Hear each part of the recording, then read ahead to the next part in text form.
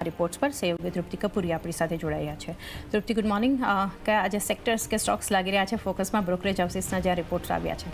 Good morning ચાની હું આજે પણ શરૂઆત સેક્ટરથી જ કરીશું। ખાસ કરીને આઈટી સેક્ટર્સ પર આપણને મોતીલાલ ઓસવાલ તરફથી એક રિપોર્ટ આવતા જોવા મળ્યા છે, જેમાં ખાસ કરીને તે HCL ટેક, LTI માઇન્ડટ્રી અને પર્સિસ્ટન્ટ સિસ્ટમ્સ આ ત્રણેય કાઉન્ટર્સ તેમના ટોપિક્સ પર છે, જેમાં ખાસ કરીને અગર આપણે ટાર્ગેટ્સ પર નજર કરીએ છીએ તો HCL ટેક માટે તેઓ 2200નો તેઓ ટાર્ગેટ્સ આપી રહ્યા છે। ત્યાં જ LTI માઇન્ડટ્રી માટે તેઓ 7400 સુધીના તેઓ લક્ષ્ય આપી રહ્યા છે। સામે પર્સિસ્ટન્ટ સિસ્ટમ માટે પણ તેમનો લક્ષ્ય આપણને 6300 રૂપિયા પ્રતિ શેર જોવા મળી રહ્યો છે।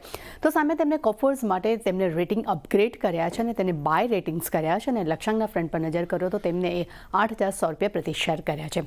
તેમનું માનવું છે કે આઈટી સર્વિસ સેક્ટર્સમાં કેપેક્સમાં હવે એક રિકવરીની અપેક્ષા તેઓ જોઈ રહ્યા છે, પરંતુ સામે તેમનું એ પણ કહેવું છે કે HCL ટેકે આગામી 3 વર્ષમાં લાર્જ કેપ્સમાં એમની જે રેવન્યુ ગ્રોથ છે તેનું નેતૃત્વ તેઓ જાળવી રાખ્યું છે। તે સાથે જ LTI માઇન્ડટ્રી પર એક પોઝિટિવ આઉટલુક ડેટા પણ તેઓ જોઈ રહ્યા છે, અને પર્સિસ્ટન્ટ સિસ્ટમની મેનેજમેન્ટનું કહેવું છે કે આઈટી સર્વિસ આપનારી સૌથી ઝડપી કંપની તે બની ચૂકી છે, અને કંપનીના પ્રોડક્ટ્સ જે છે તેના એન્જિનિયરિંગ બેકગ્રાઉન્ડ જે છે તે પણ વધુને વધુ મજબૂત બની રહ્યા છે।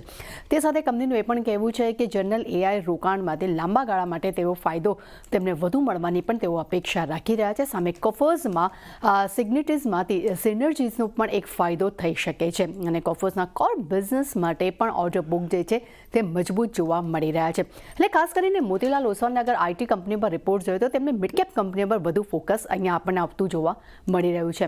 ત્યાં જ લાઈફ ઇન્સ્યોરન્સ પર આપણને HSBCનો રિપોર્ટ આવ્યો છે। તેમનું કહેવું છે કે ઇન્ડિવિજ્યુઅલ એપી ગ્રોથ જે છે છેલ્લા 3 મહિનામાં 10% રહ્યો છે, જે કમ્પેરિઝન 18 થી 19%ની સામે એટલે ઘટતો જોવા મળી રહ્યો છે। તે સાથે તેમણે એ પણ કહ્યું છે કે સ્મોલ ઇન્સ્યોરન્સ કંપનીની સરખામણીએ લાર્જ જેટલી ઇન્સ્યોરન્સ કંપનીઓ છે તેનો ગ્રોથમાં થોડીક નરમાશ જોવા મળી છે, પરંતુ સામે તેમનું એ પણ કહેવું છે કે ICICI પ્રોનો ઇન્ડિવિજ્યુઅલ એપી ગ્રોથ જે છે તે 29% રહ્યો છે, તે પૂરી ઇન્ડસ્ટ્રીઝની કરતાં પણ વધુ જોવા મળ્યો છે, અને HDFC લાઈફનો પણ ગ્રોથ તેઓ મજબૂત જોઈ રહ્યા છે। ત્યાં નોમુરાનો રિપોર્ટ પણ આપણને લાઈફ ઇન્સ્યોરન્સ પર આવતો જોવા મળ્યો છે। તેમનું માનવું છે કે ઓગસ્ટ મહિનો આ કંપનીના ગ્રોથ માટે થોડો નરમ જોવા મળી રહ્યો છે પૂરી ઇન્ડસ્ટ્રીઝ માટે।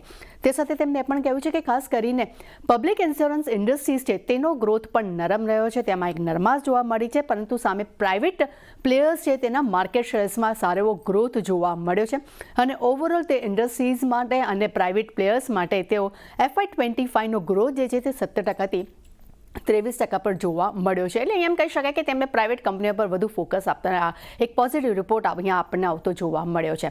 હવે નજર કરીએ બેંક કંપનીઓ પર, જેમાં શરૂઆત છે એક્સિસ બેંક પર। અહીંયા જેફરીઝ તરફથી આપણને બાય રેટિંગ્સ આવતા જોવા મળ્યા છે।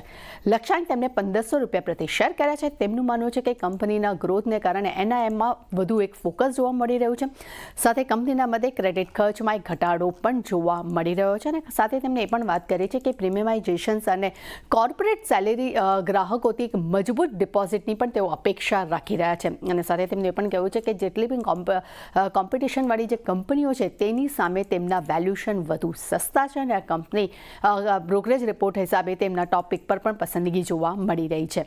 ત્યારબાદ ICICI બેંક પર CLSAનો રિપોર્ટ જોઈએ। અહીંયા આપણને આઉટ પરફોર્મ રેટિંગ આવતા જોવા મળ્યા છે।